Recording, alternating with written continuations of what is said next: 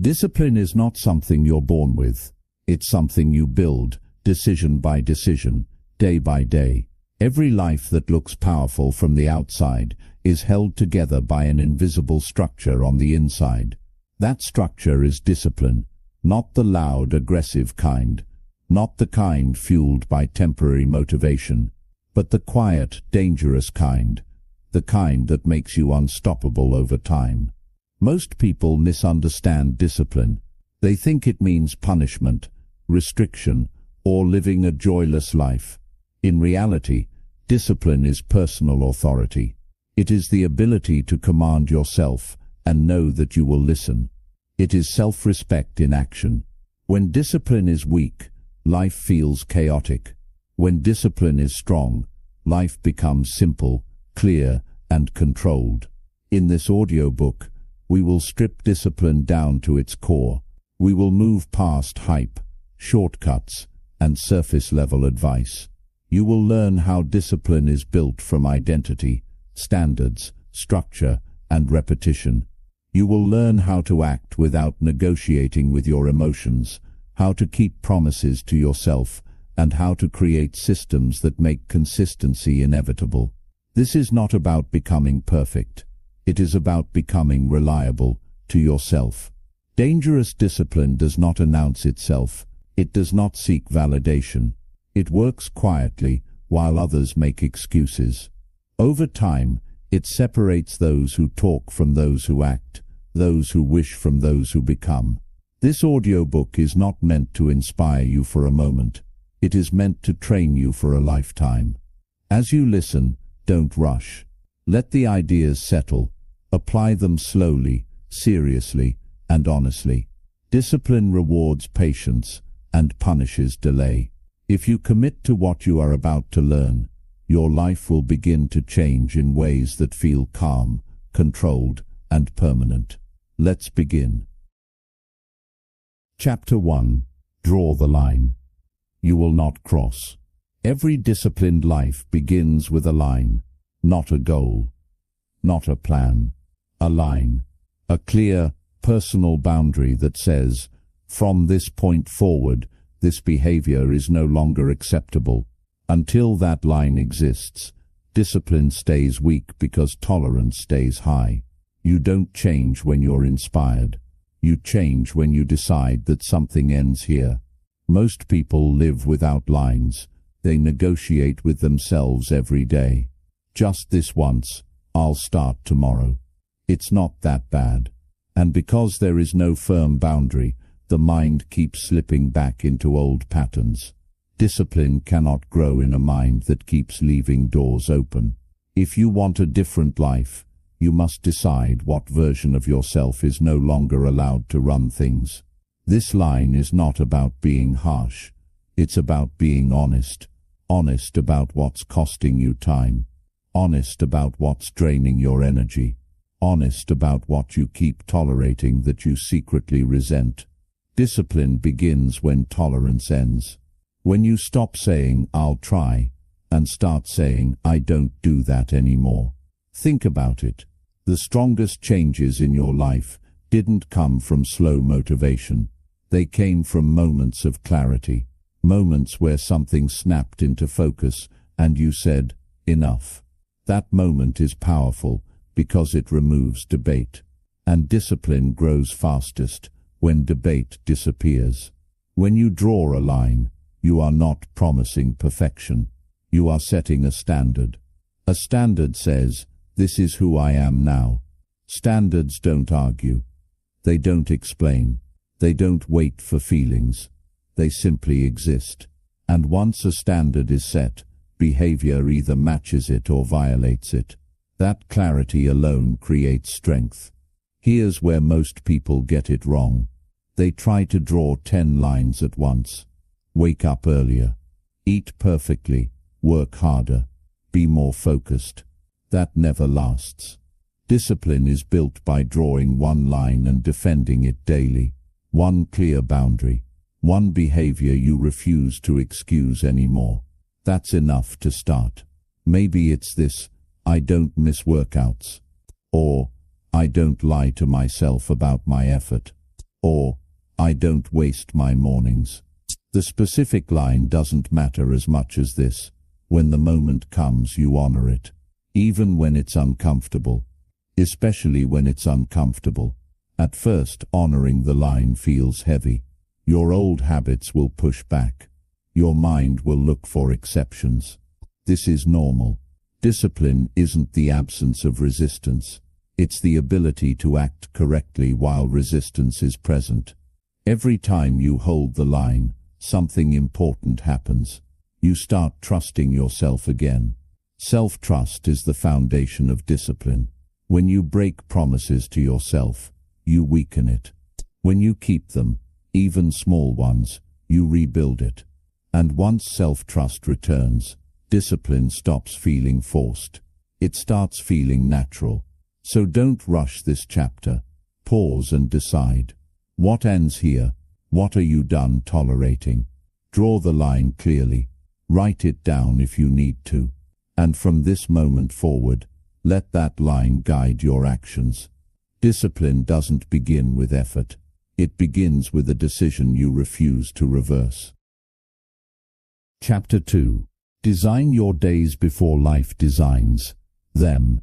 If you don't decide how your day will be used, something else will decide for you. That something might be distractions, other people's demands, random moods, or pure habit. This is how most lives are lived, reactively. And a reactive life cannot produce disciplined results. Discipline begins when you stop waking up, asking, "What do I feel like doing today?" and start waking up, knowing what must be done. Your days are not neutral. They either push you forward or slowly pull you backward. There is no standing still. When your day has no structure, your energy leaks out through small decisions, interruptions, and delays. By the time you reach the work that actually matters, you feel tired, unfocused, and behind. That's not a motivation problem. That's a design problem. Highly disciplined people don't rely on willpower to get through the day. They rely on structure. Structure removes friction. It reduces the number of choices you have to make and replaces them with clear sequences. When you know what comes next, you don't waste energy deciding. You simply move. Designing your day doesn't mean filling every minute or living like a robot.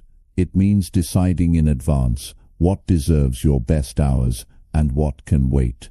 It means understanding that your attention is limited and treating it with respect. A well-designed day protects your priorities instead of exposing them. Start with this simple truth. Not all hours are equal. There are hours when your mind is sharper, when your energy is higher, when focus comes more naturally. Discipline means placing your most important work in those hours, not leaving it for later. Later is where important things go to die. Most people reverse this. They spend their best hours reacting, checking messages, scrolling, handling small tasks, and then try to force deep work when their energy is gone. That creates frustration and reinforces the belief that discipline is hard. It's not hard. It's just poorly scheduled. When you design your day, you are making a quiet but powerful statement. My life is intentional. You are deciding when you work, when you rest, when you think, and when you disconnect. You are no longer available to randomness. This doesn't require a complicated system. In fact, complexity often becomes an excuse. Discipline favors simplicity. Identify 3 things that matter most each day. Not 10, not everything. 3. Then decide when they will happen. Put them on your calendar like appointments you would never cancel, because that's what they are, appointments with your future. Another important part of daily design is protecting transitions. Most days fall apart, not because of big failures, but because of sloppy transitions. One task bleeds into the next. One break turns into an hour. One distraction opens the door to many. Disciplined days have clear starts and clear stops. When it's time to work, you work. When it's time to rest, you rest, without guilt. You must also design your mornings and evenings carefully. How you start the day sets the tone. How you end it determines how tomorrow begins. A chaotic morning creates reactive energy. A careless night steals clarity from the next day. Discipline lives at the edges of your schedule, and here's something most people don't want to hear. Saying yes to everything is poor planning. When your day is already designed, it becomes easier to say no, not out of selfishness, but out of respect for the structure you've built. Every unnecessary commitment weakens your discipline by fragmenting your focus. At first, designing your days will feel restrictive. That's normal. Freedom always feels strange to a mind used to chaos. But over time, something shifts. You begin to feel calm, grounded, in control. You stop rushing. You stop falling behind. You start finishing what you start. Remember, this discipline is not about pushing harder. It's about designing better. When your days are intentional, discipline stops being a battle. It becomes the natural result of a life that knows where it's going and refuses to drift. Chapter 3. Train yourself to act without negotiation. Most people don't fail because they are incapable. They fail because they negotiate with themselves at the wrong moments.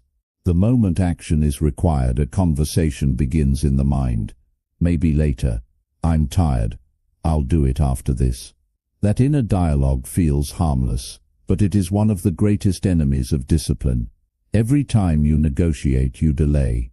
Every time you delay, you weaken your authority over yourself. Discipline strengthens when action becomes automatic. Not emotional, not dramatic. Automatic.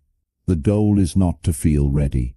The goal is to move before your mind has time to create an excuse. The more you wait for the right feeling, the more control you give away. Think about how easy it is to do things you've already decided are non-negotiable. You don't debate brushing your teeth. You don't argue about showing up to an important appointment. Why? Because the decision was made long ago. There is no discussion left. That same principle must be applied to the behaviors that shape your future. Negotiation happens when decisions are vague. I should work out more invites debate. I train at 6 a.m. shuts it down. Discipline requires clarity. When the rule is clear, action follows with less resistance. When the rule is unclear, the mind looks for comfort. Here's the truth. Most people avoid. Your mind will almost always argue against effort. That's not a flaw. That's biology. The mind prefers energy conservation. Discipline is not about silencing the mind. It's about refusing to let the mind lead when action is required. Training yourself to act without negotiation starts small. Very small. It might be standing up immediately when the alarm goes off. Opening your notebook the moment it's time to work. Starting the task even when you feel slow or distracted. These moments are training reps. Each one builds authority. At first this feels uncomfortable. You may even feel resistance in your body. That's normal. You are interrupting a habit of delay. But something important happens when you act without negotiating. You prove to yourself that action is possible without perfect conditions. And that proof changes how you see yourself. Self-discipline is not built in big heroic moments. It's built in quiet decisions no one sees. Decisions where you could delay, but you don't. Where you could negotiate, but you act. Over time, these small moments create a pattern, and patterns create identity. Another mistake people make is waiting for confidence before acting. Confidence doesn't come first. Action does. Confidence is the result of repeatedly doing what you said you would do, especially when it's inconvenient. The more you act without negotiation, the less resistance you feel the next time. This doesn't mean becoming rigid or reckless. It means choosing in advance which actions are automatic. Work start time, training time, focus time. These are not decisions you revisit daily. They are policies. And policies protect discipline. When resistance shows up, and it will, don't argue with it. Don't try to motivate yourself. Simply begin. Motion creates momentum. Once you start, the mind usually follows. And even when it doesn't, progress still happens. You'll notice something else as you practice this. The voice of excuse grows quieter, not because it disappears but because it loses influence. You stop taking it seriously. You recognize it as noise, not instruction. Acting without negotiation is a skill. Like any skill, it strengthens with use. The more you practice, the faster you move. The faster you move, the less power resistance has. And over time, discipline stops feeling like force. It feels like alignment. Remember this: every negotiation you avoid strengthens your discipline. Every immediate action reinforces your authority. Train yourself to move when it's time to move. That is how discipline becomes dangerous. Quiet, fast, and difficult to stop. Chapter 4. Remove the comfort that is making you weak. Comfort is not the enemy by itself. The problem begins when comfort becomes constant, automatic, and unquestioned. When every inconvenience is removed, when every moment of boredom is filled, when every desire is instantly satisfied, something inside you slowly dulls. That something is your edge. Discipline weakens not from hardship, but from too much ease. Most people don't realize they are being softened by comfort because it feels harmless. A little scrolling, a little extra sleep, a little avoidance. None of it feels dangerous in the moment. But discipline is rarely destroyed by one big failure. It erodes through small comforts repeated daily. Here is a hard truth. Whatever you always reach for to feel better is slowly training you to avoid effort. Comfort teaches the mind that discomfort is a problem, something to escape, something to fix immediately. Discipline teaches the opposite. It teaches that discomfort is often a signal to stay, to work, to grow.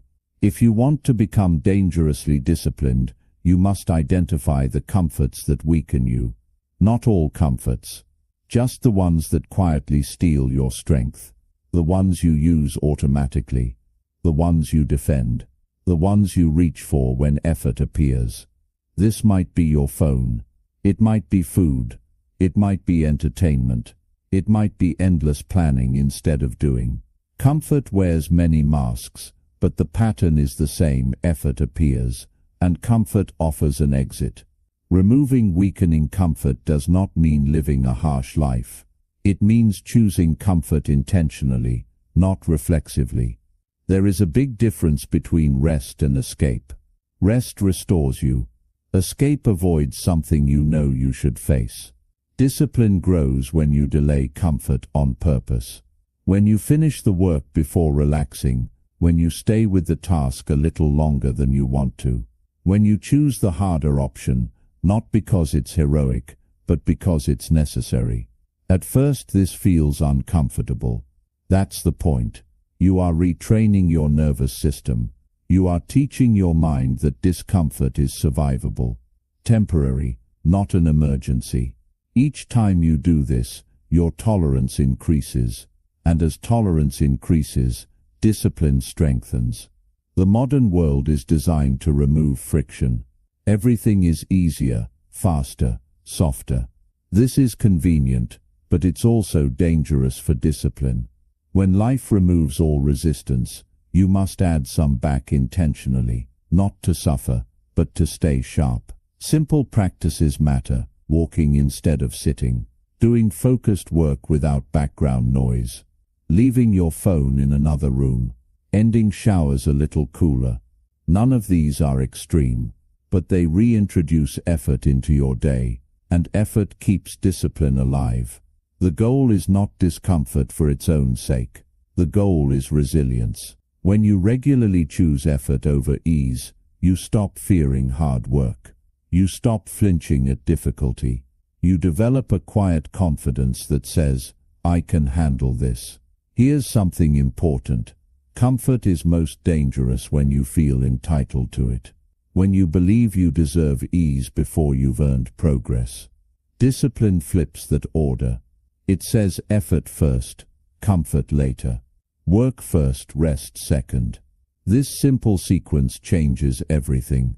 You will notice resistance when you remove weakening comforts. Your mind will argue. It will say you're being too strict, too serious, too hard on yourself.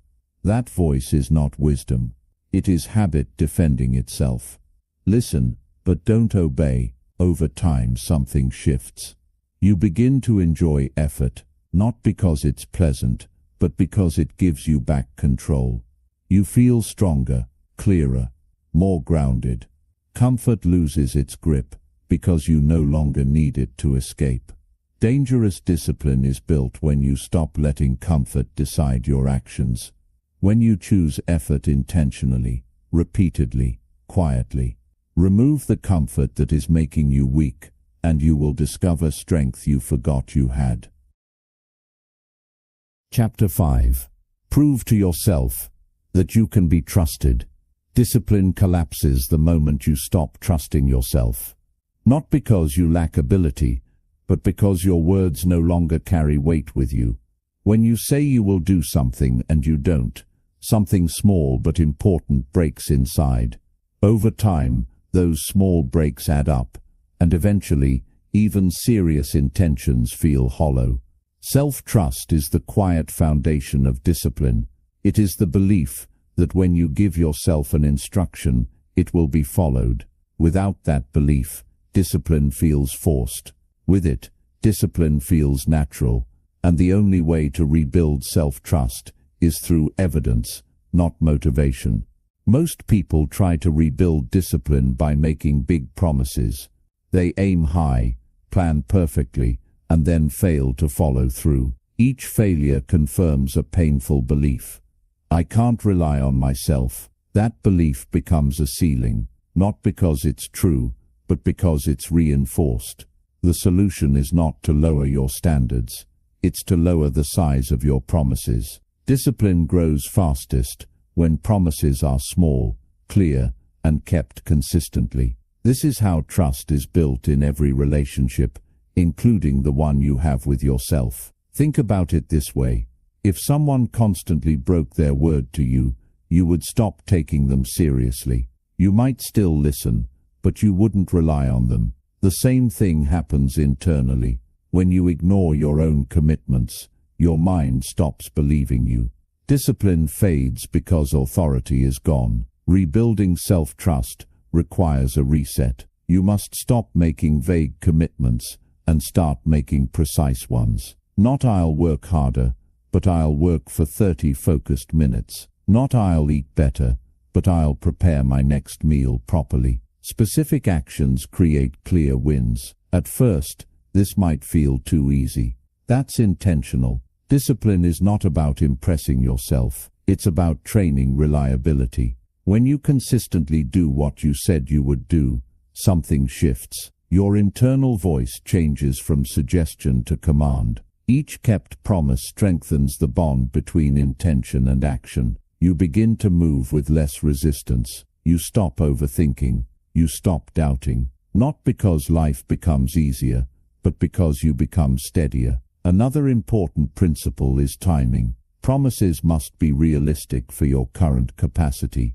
not your ideal self. Discipline respects reality. If you promise too much, you fail. If you promise what you can execute, you win. Winning builds momentum. This doesn't mean staying small forever. As self-trust grows, so does your capacity. Promises that once felt difficult become normal. What matters is that expansion happens gradually, built on consistency, not ambition. You must also learn to treat broken promises seriously, not with shame, but with attention. When you fail to follow through, don't ignore it. Ask why. Was the promise unclear? Too large? Poorly timed? Discipline improves through honest review, not self-attack. There is a discipline in recovery as well. When you miss a commitment, return immediately. Don't wait for a fresh start. Don't restart tomorrow. Return now. The speed at which you recover matters more than the mistake itself. Over time, self-trust changes how you carry yourself. You walk differently. You speak differently. You stop over-promising because you value your word. You stop seeking external pressure because internal pressure is enough. This is when discipline becomes dangerous. When you know, without drama, that you will do what you say. No hype, no struggle, just quiet execution. So start here. Make one small promise today. Keep it. Tomorrow do it again and again. Prove to yourself, patiently and honestly, that you can be trusted. Discipline is not built in grand moments. It is built in the quiet respect you earn from yourself. Chapter 6. Learn to work in the absence of motivation. Motivation is a feeling, and feelings are unreliable. They rise, they fall, and they disappear when you need them most. If your progress depends on motivation, your results will always be inconsistent. Discipline begins the moment you stop asking, "Do I feel like it?" and start asking, "Is this required?" Most people wait for motivation before they act. They wait to feel inspired, energized, or confident, and while they wait, nothing moves. Discipline understands a simple truth. Action comes first. Motivation follows later, if it comes at all. There will be days when you feel driven, focused and ready. Those days are easy. They don't build discipline. Discipline is built on the days when you feel flat, distracted or resistant, and you work anyway. Not perfectly, not enthusiastically, but consistently. Working without motivation does not mean forcing intensity. It means lowering the emotional bar for action. Instead of waiting to feel good, you give yourself permission to work poorly, slowly, or quietly, as long as you work. Progress does not require passion, it requires presence. This shift changes everything. When your rule becomes "I show up regardless," excuses lose power. You stop dramatizing effort. Work becomes something you do, not something you debate. That simplicity is the foundation of discipline.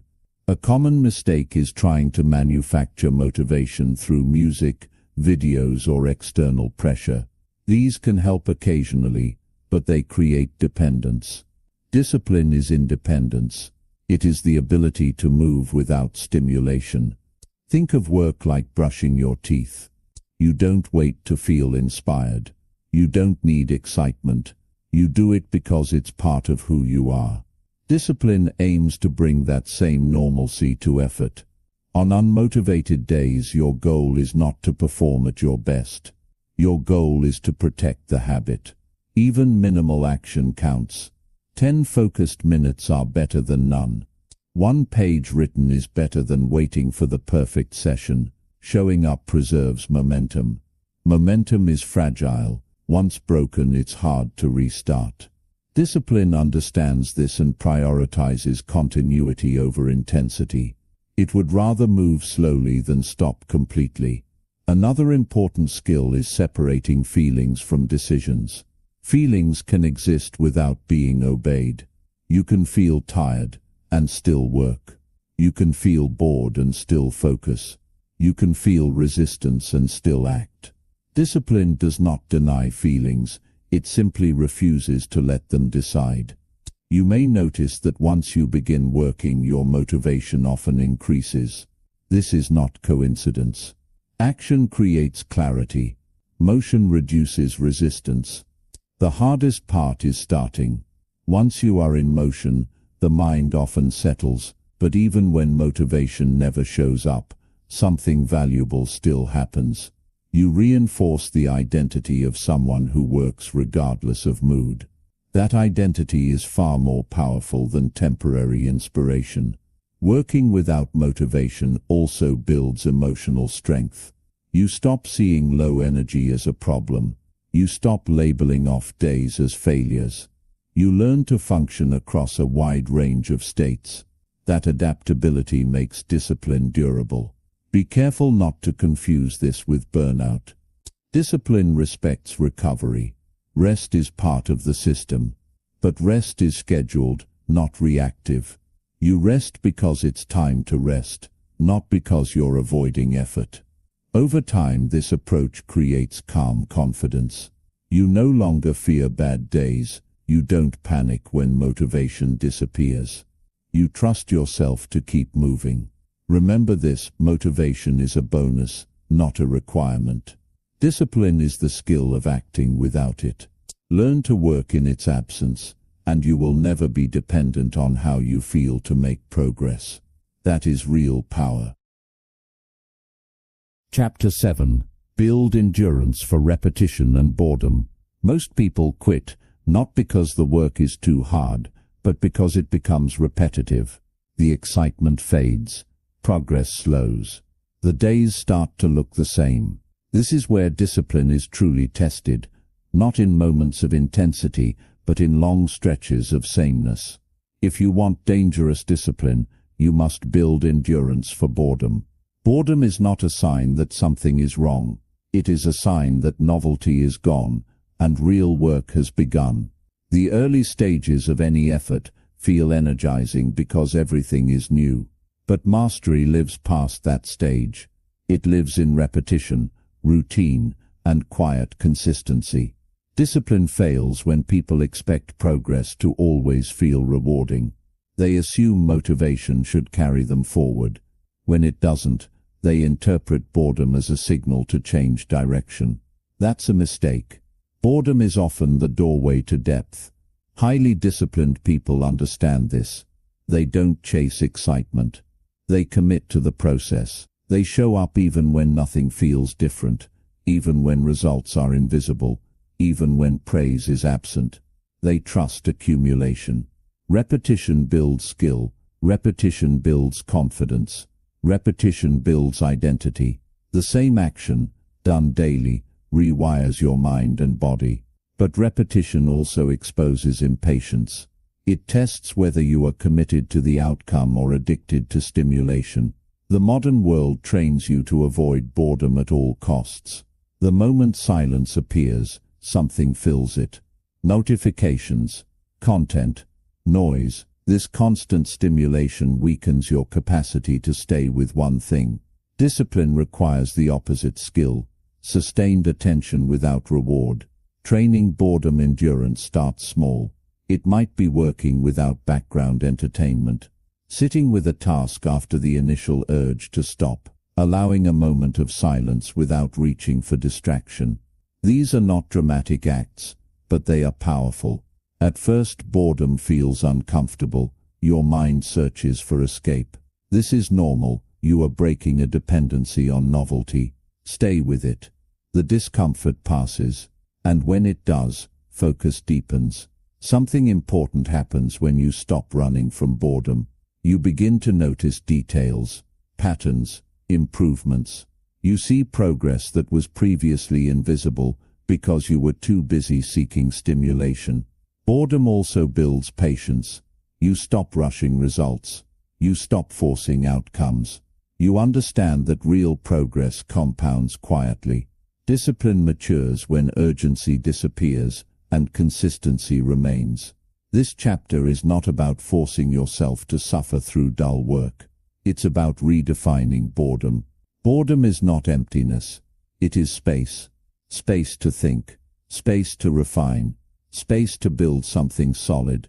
Highly disciplined people often appear calm. That calm comes from familiarity. They have repeated the work so many times that resistance no longer surprises them. They don't need excitement to begin. They know what to do. Endurance for repetition also protects you from distraction disguised as opportunity. When you lack this endurance, you jump from plan to plan, always restarting, never finishing. Discipline finishes. You will feel the urge to change things when boredom appears. Before you do, ask yourself a simple question. Am I bored, or am I just uncomfortable with consistency? The answer matters. There is dignity in repetition. There is strength in showing up when nothing feels special. Over time, repetition becomes rhythm. Rhythm becomes stability. Stability becomes power. Dangerous discipline is not flashy. It is quiet, patient, and relentless. Build endurance for repetition and boredom, and you will outlast most people without ever needing to rush. Chapter 8. Raise your personal standards until they demand discipline. Discipline does not come from trying harder. It comes from expecting more from yourself. When your standards are low, discipline feels optional. When your standards rise, discipline becomes necessary. This is why some people stay consistent with ease, while others struggle daily. It's not willpower, it's standards. A standard is different from a goal. Goals are things you want to achieve. Standards are the behaviors you refuse to compromise on. Goals point forward. Standards hold the line. When standards are clear, discipline follows naturally, because anything below them feels unacceptable. Most people say they want better results, but they quietly tolerate behaviors that guarantee average outcomes. Late starts, half effort, excuses that sound reasonable. Discipline cannot survive in that environment. It needs firm expectations. Raising your standards is not about becoming harsh or unrealistic. It's about becoming precise. It's deciding what good enough means, and then refusing to go below it. This clarity removes confusion. You no longer ask, "Should I do this?" You already know the answer. Think about areas of life where you are naturally disciplined. You likely have higher standards there. Maybe you show up on time for work. Maybe you keep certain promises without effort. That discipline exists because the standard is non-negotiable. You don't debate it. The same principle applies everywhere else. When standards are vague, behavior drifts. When standards are specific, behavior aligns. Discipline grows in the space between expectation and execution. Many people avoid raising standards because they fear pressure. But low standards create more pressure in the long run. They produce regret, stress, and self-doubt. High standards create short-term discomfort, but long-term peace. Raising standards also requires honesty. You must confront where you've been lenient with yourself, where you've explained away behavior you know doesn't match your potential. This is uncomfortable, but it's necessary. Start with one area. One standard. For example, when I start something, I finish it. Or, I don't waste my mornings. Or, I prepare before I perform. These standards demand discipline because they remove easy exits. Once a standard is set, enforcement matters. Standards that aren't enforced become suggestions. Discipline strengthens when you hold yourself accountable calmly, not emotionally. When you fall short, you correct course immediately. Another important distinction: standards are personal. They are not comparisons. Discipline weakens when standards are borrowed from others. Your standards must reflect who you are becoming, not who you are trying to impress. Raising standards also simplifies life. You make fewer decisions because the rules are already set. You experience less guilt because expectations are clear. You stop negotiating because the standard already answered the question. Over time, higher standards reshape your identity. You begin to see yourself as someone who does things properly, fully, and on time. That identity reinforces discipline without force. There will be moments when you are tempted to lower your standards. Fatigue, frustration, convenience. In those moments, remember why the standard exists. It is not to punish you. It is to protect your future. Dangerous discipline is built when your standards are high enough that inconsistency feels uncomfortable. When doing things halfway no longer sits right. When excellence becomes normal. Raise your standards thoughtfully. Enforce them consistently, and discipline will stop feeling like effort. It will feel like alignment with who you refuse to stop becoming. Chapter 9. Guard your energy like a scarce resource. Time is important, but energy decides everything. You can have hours available and still get nothing meaningful done if your energy is depleted. Discipline collapses not because people lack time, but because they lack usable energy. When energy is low, focus disappears, patience thins, and resistance feels heavier than it should. Most people treat energy casually. They push when they're exhausted, recover randomly, and wonder why discipline feels difficult. Discipline is not just mental, it is physical, emotional, and psychological.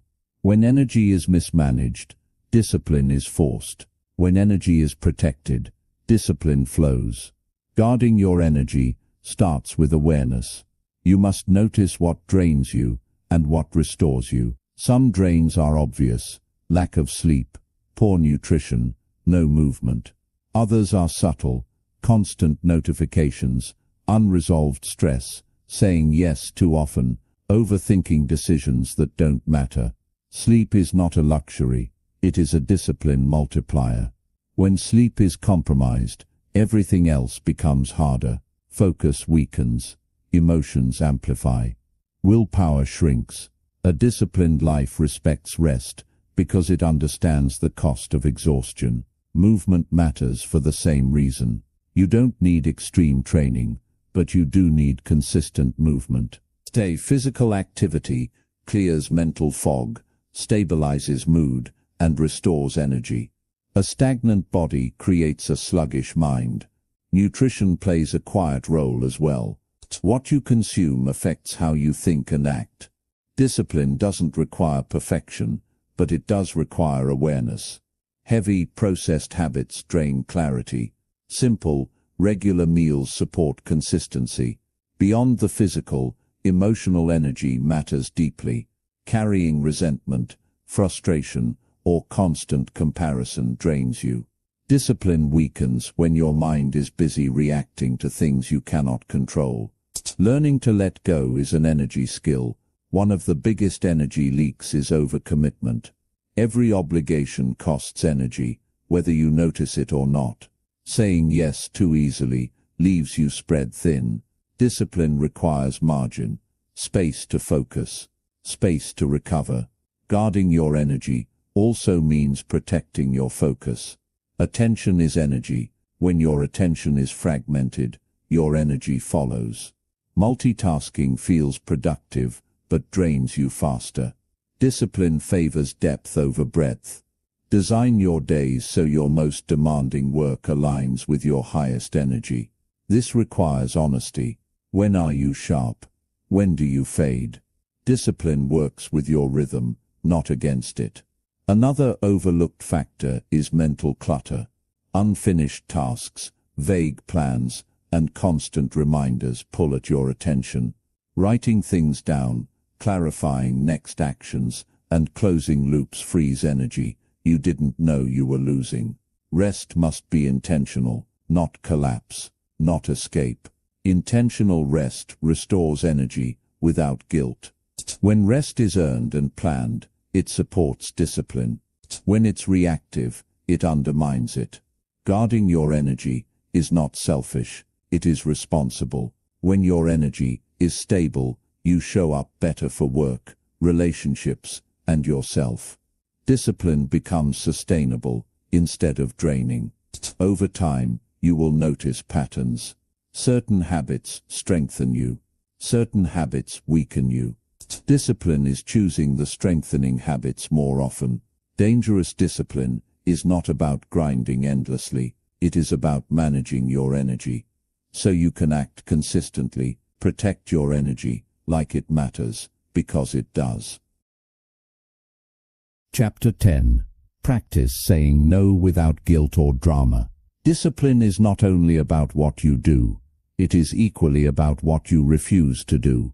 Every yes carries a cost, whether you notice it or not. Time, energy, focus, and emotional space are spent the moment you agree. When those resources are limited, Discipline depends on your ability to say no, calmly, clearly, and without apology. Most people struggle with this because they confuse boundaries with rejection. They fear disappointing others, appearing selfish, or missing out. So they say yes when they should say no, and then quietly resent the decision later. Discipline weakens in that resentment. Saying no does not require justification. It requires clarity.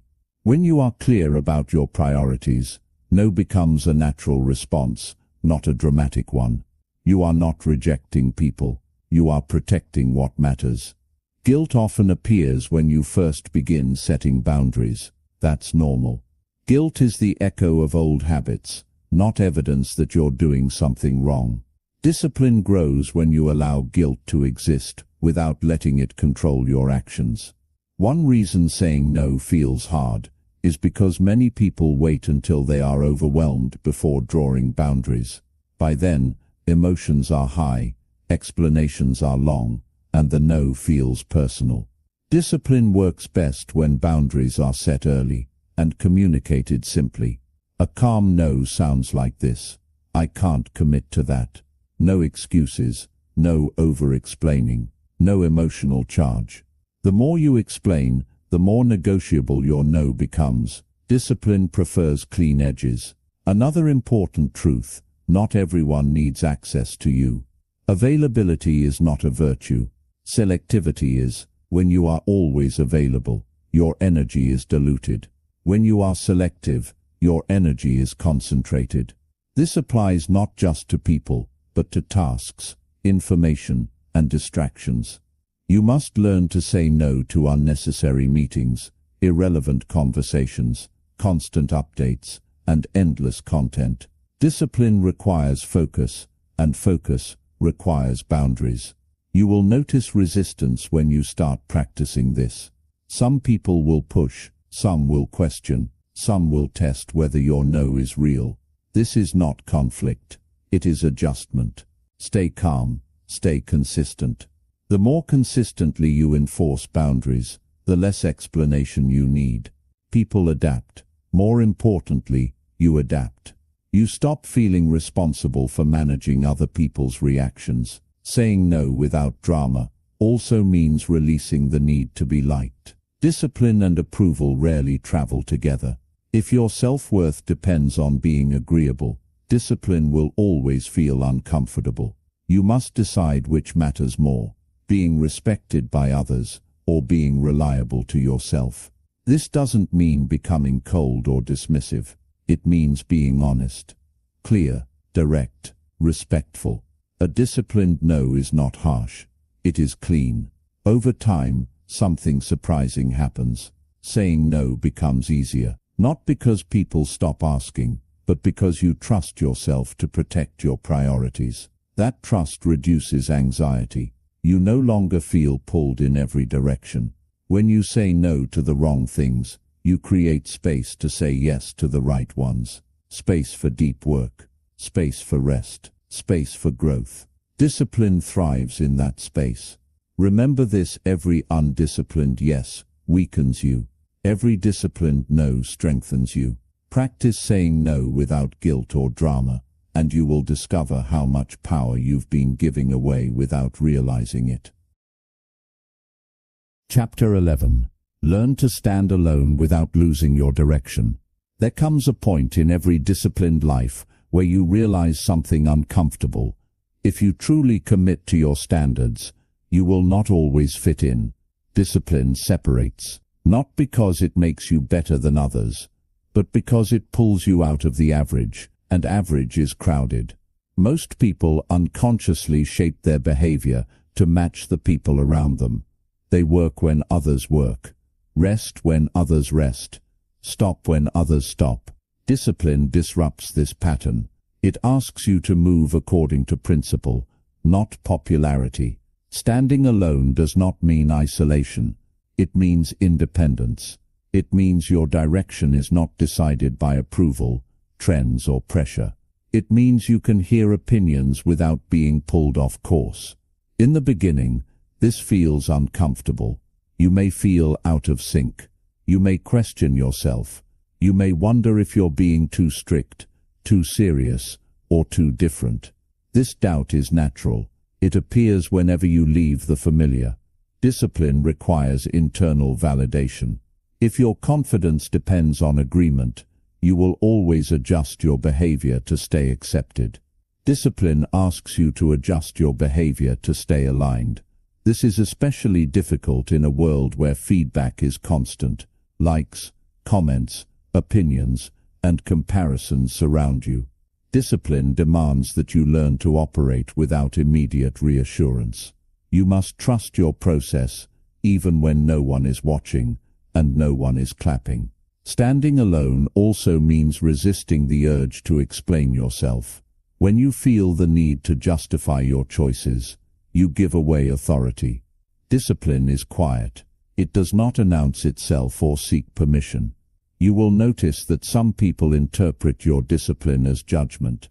They may feel uncomfortable around your consistency. This is not your responsibility. Everyone filters your behavior through their own standards. The danger is allowing others' reactions to soften your commitment, lowering your standards to blend in, delaying action to avoid standing out. Discipline fades when comfort with others matters more than loyalty to yourself. Learning to stand alone also means learning to enjoy your own company. Silence becomes less threatening. Solitude becomes productive. You stop needing constant input to feel secure. This independence strengthens your focus. When you are not pulled by comparison, you move at your own pace. You stop rushing. You stop doubting. You begin to trust the long game. There will be moments when standing alone feels heavy, when it would be easier to conform, when discipline feels lonely. In those moments, remind yourself why you chose this path. Not to impress, not to escape, but to become reliable. Over time, something shifts. The need for validation weakens. You become comfortable being misunderstood. You don't correct every assumption. You let results speak. And here's the quiet reward. People begin to trust you, not because you are loud, but because you are consistent. Not because you explain, but because you deliver. Standing alone sharpens your direction. It forces clarity. It reveals what truly matters to you. Discipline grows stronger when it is not diluted by noise. Learn to stand alone without losing your direction. That is the mark of real discipline. The ability to move forward steadily, even when no one else is walking with you. Chapter 12. Measure what moves you forward. What you don't measure drifts. What you measure improves. Discipline is not built on emotion or intention alone. It is reinforced by feedback. When progress is invisible, motivation fades and effort becomes inconsistent. Measurement brings clarity. Clarity strengthens discipline. Most people either measure nothing or measure everything. Both create problems. Measuring nothing leaves you guessing. Measuring everything creates pressure and obsession. Discipline lives in the middle. It focuses only on what actually moves you forward. Measurement is not about judgment. It's about awareness. When you know what is happening, you can respond intelligently. When you don't, you react emotionally. Discipline prefers information over feeling. Start by identifying a small number of behaviors that matter most. Not outcomes you can't control, but actions you can repeat. Time spent in focused work. Days you trained, hours you slept. Promises kept. These are discipline indicators. Avoid tracking things that create anxiety or vanity. Likes, comparisons, external approval. These do not strengthen discipline. They distract from it.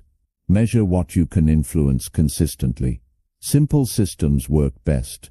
A checklist, a calendar, a notebook. When tracking becomes complex, it becomes avoidance disguised as organization. Discipline values simplicity because it removes friction. Consistency matters more than precision. You don't need perfect data. You need honest data. Even rough tracking creates accountability. It turns vague effort into visible pattern. Measurement also reveals truth.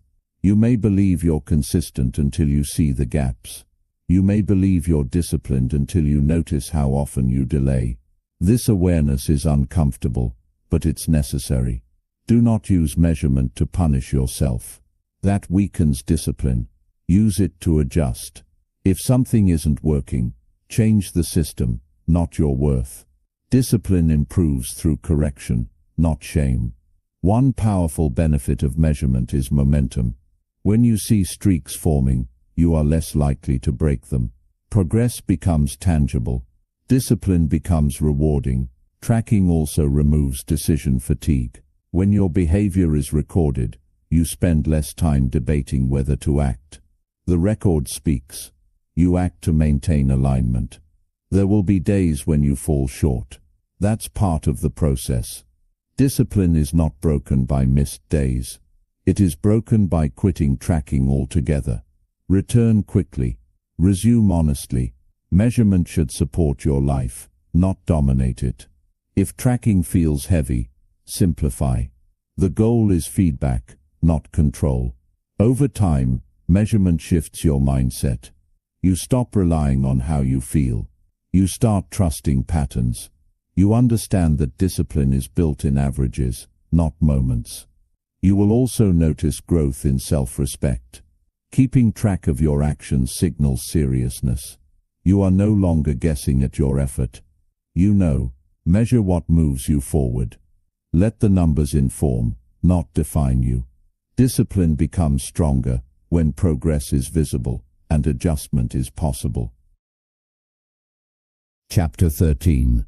Turn setbacks into reinforcement. Setbacks are inevitable. Anyone who commits to discipline will face them. Missed days, broken routines, moments of weakness. The difference between those who stay disciplined and those who fall off is not the absence of failure, but the response to it. Discipline is not built by avoiding setbacks. It is built by using them.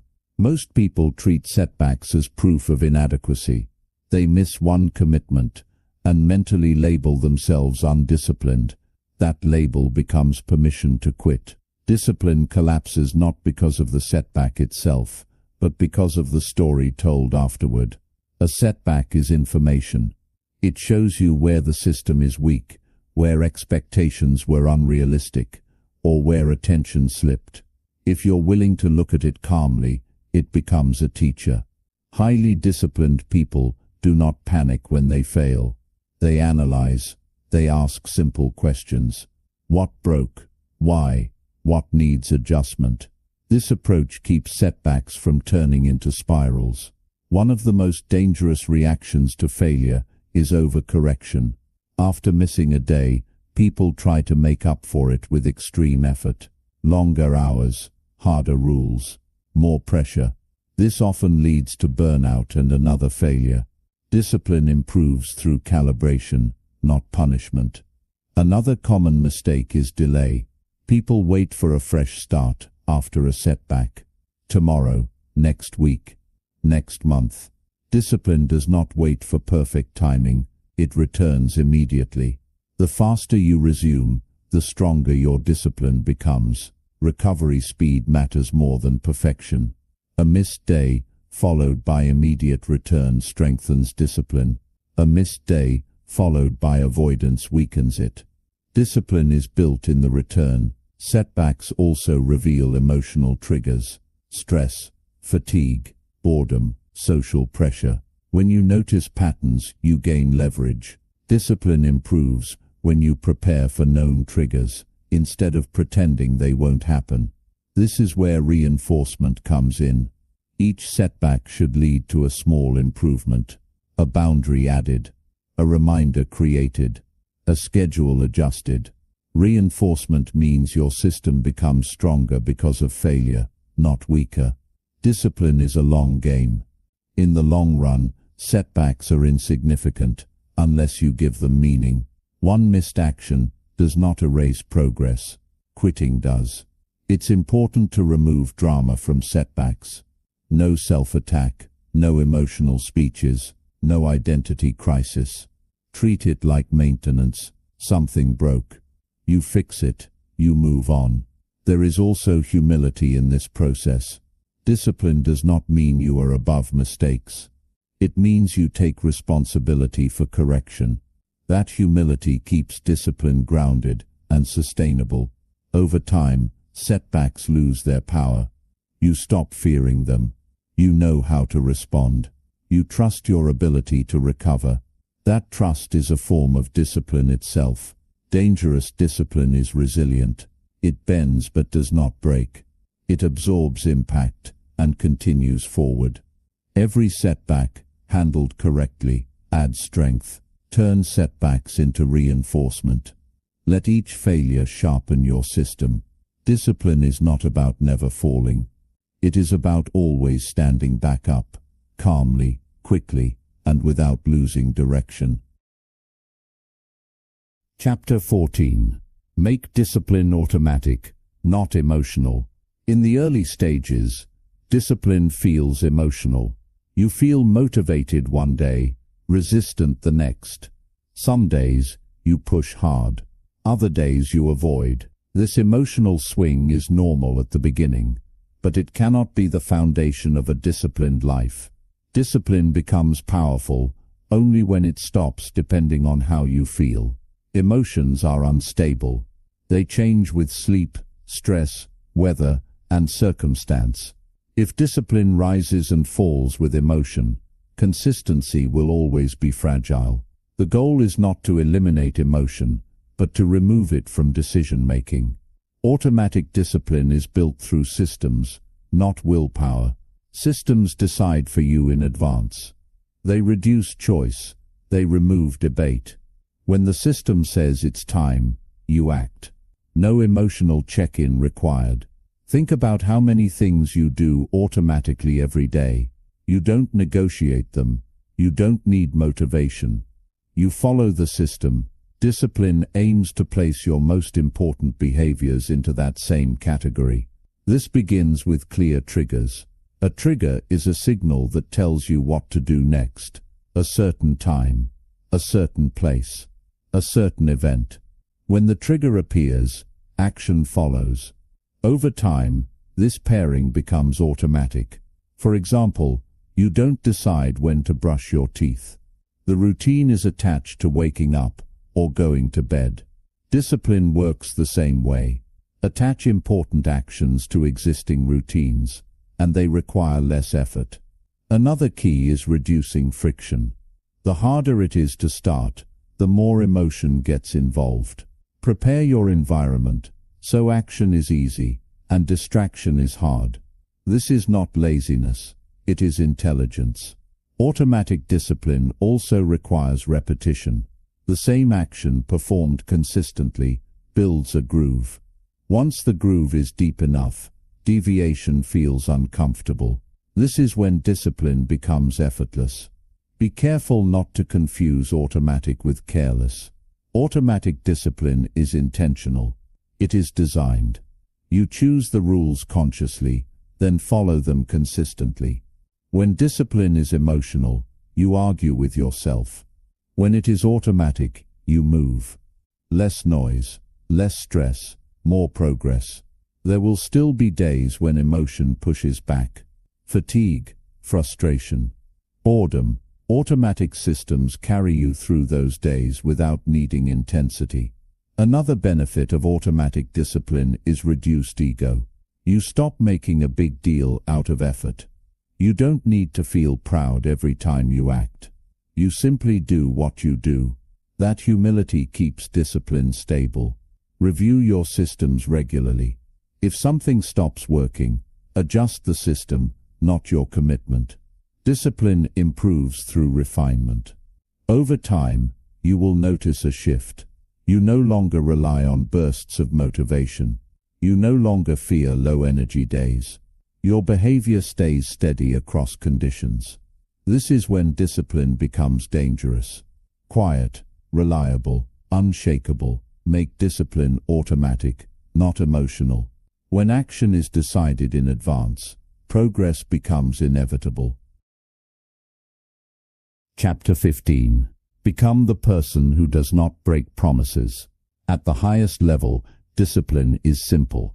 It is the habit of keeping your word, especially when no one else is watching. Everything you have learned so far leads to this point.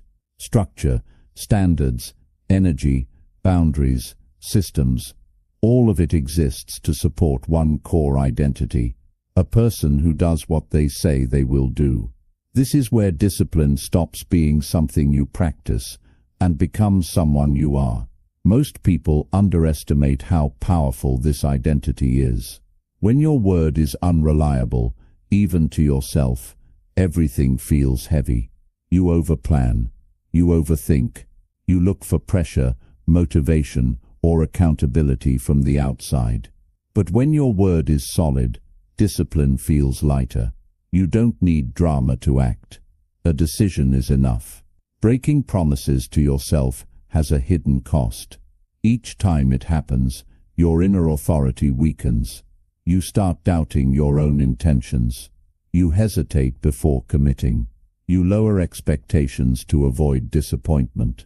Over time, this creates a quiet erosion of confidence. Becoming someone who does not break promises reverses that erosion.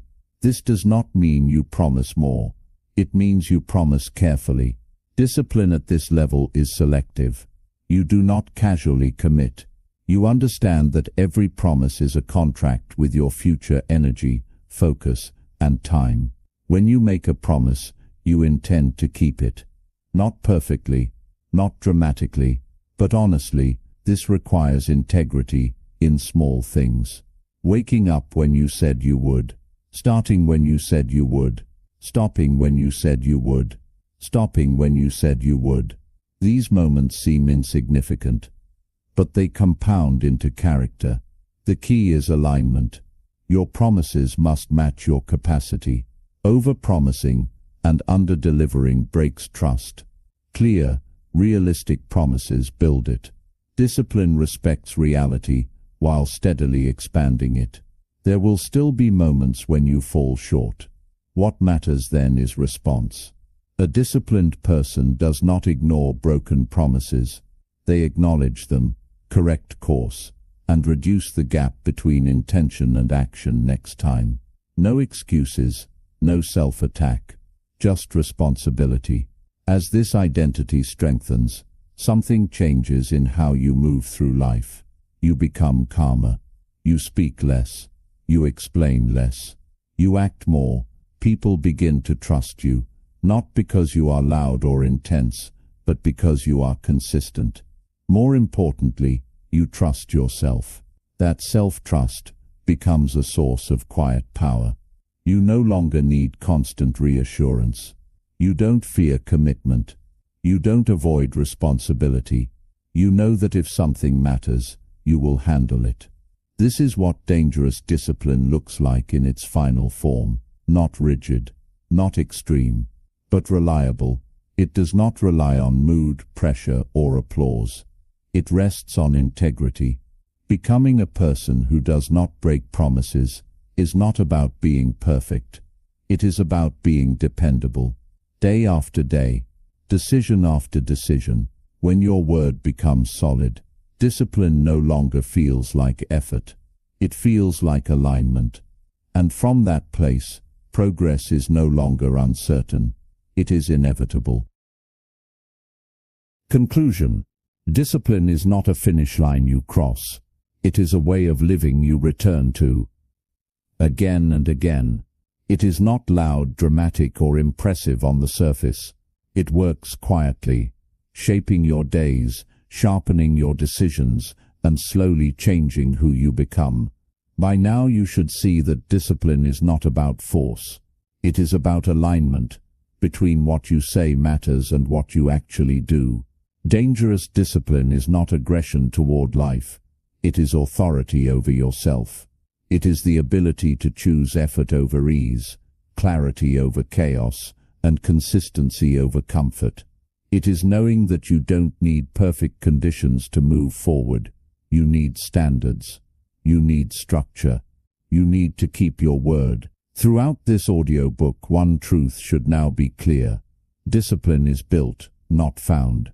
It is trained through repetition, strengthened through boundaries, and protected through self-respect. It grows when you act without negotiation, when you work without motivation, when you stay with the process long after excitement fades. There will be days when discipline feels heavy, days when resistance is loud, days when it would be easier to let things slide. Those days are not setbacks. They are the training ground. Discipline is not proven when things are easy. It is proven when you act correctly in silence, without praise, without urgency. Remember this, discipline is not about controlling everything. It is about controlling what matters: your actions, your energy, your standards, your promises. When those are in order, life becomes simpler, not easier, but clearer. You do not need to change everything at once. Discipline does not demand intensity. It demands consistency. One line held, one promise kept, one day designed with intention. These small acts, repeated, create a life that feels solid and self-directed. As you move forward, don't chase motivation. Don't wait for confidence. Don't look for shortcuts. Return to the fundamentals. Structure your days. Guard your energy. Raise your standards. Act when it's time to act. Rest when it's time to rest. And above all, respect your word. This is how discipline becomes dangerous, not because it is extreme, but because it is reliable, because it cannot be negotiated away by mood or comfort, because it quietly compounds while others hesitate. You now know what to do. The rest is execution. Calm, patient, relentless. Carry this discipline into your days. Let it guide your choices. Let it shape your identity. And over time, without noise or announcement, you will become someone powerful enough to trust yourself completely.